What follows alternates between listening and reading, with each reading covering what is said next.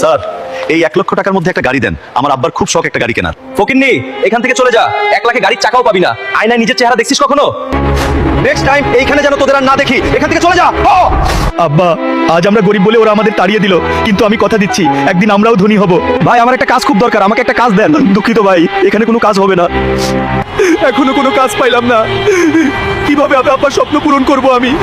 শুনুন শুনুন, বিদেশি পেহেলবানকে হারান আর 10 কোটি টাকা জিতে নিন। আমি হারাবো বিদেশি পেহেলবানকে। কোনো মায়ের সাহসী বেটা আছে এই বডি বিল্ডারের সাথে ফাইট করবে আমার সামনে? আমি হারাবো এই সাদা চামড়া বডি বিল্ডার রে।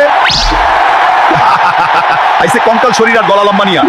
আমার এই কঙ্কাল শরীর নিয়ে সাদা চামড়ার সাথে পারবো না, অন্য বুদ্ধি বার করতে হবে। ওরে বেটা, বাঙালির বুদ্ধির কাছে তুই কিছুই না। কি বলেন সবাই? এখন থেকে তুমি 10 কোটি টাকার মালিক। 5 কোটি টাকার মধ্যে একটা গাড়ি বার করো আমার আব্বার জন্য। গরিব দেখে কাউকে অপমান করো না।